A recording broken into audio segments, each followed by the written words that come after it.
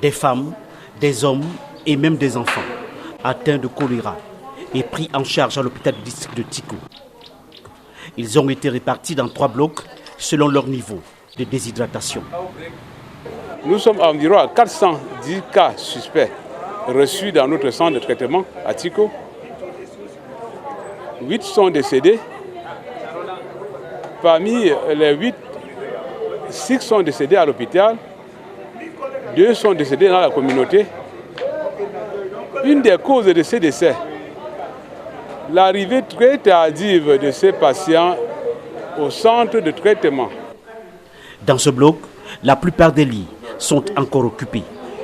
Plus de 78 patients y ont été admis en urgence depuis le début du mois d'avril. Regardez sous les lits, il y a des gens qui ont des seaux sous leur lit. Ce sont des patients du plan C, des patients qui sont arrivés avec des signes de sévère déshydratation. Nous les avons internés au bloc C et certaines personnes arrivées à l'hôpital en état de choc. Ces cas que nous recevons, la plupart proviennent des quartiers de Moutenguene, Lukumba, du tronçon Tiko-Douala, Misselele. Voici le village Misselele, l'un des foyers de choléra dans l'arrondissement de Tiko. Plus de 200 habitants vivent ici dans des conditions d'insalubrité. Marie, une résidente, nous conduit à son domicile. À l'entrée, de l'eau de javel dans une bouteille pour se laver désormais les mains au savon.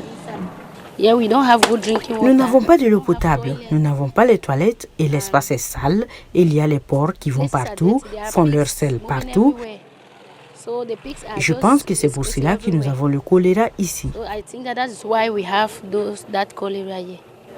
Face à l'accroissement des cas suspects de choléra, le gouvernement a initié 6 jours d'une campagne de vaccination.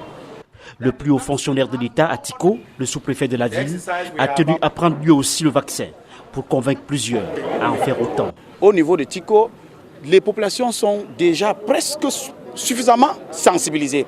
Mais comme nous avons des difficultés structurelles, surtout en ce qui concerne les points d'approvisionnement et même de l'eau, parce que l'eau, nous n'avons pas suffisamment de l'eau, donc en quantité et en qualité, ça pose un problème. Donc, nous sommes à pied d'œuvre pour essayer, dans quelle mesure, faire en sorte que les quelques points où les populations s'approvisionnent soient traités et que les populations soient sévrées, c'est-à-dire couper la chaîne de transmission. Je pense que nous allons pouvoir braver cette épidémie. Tiko est en épidémie de choléra depuis le 29 janvier. La campagne de vaccination massive a ciblé près de 39 000 personnes, d'après les responsables sanitaires.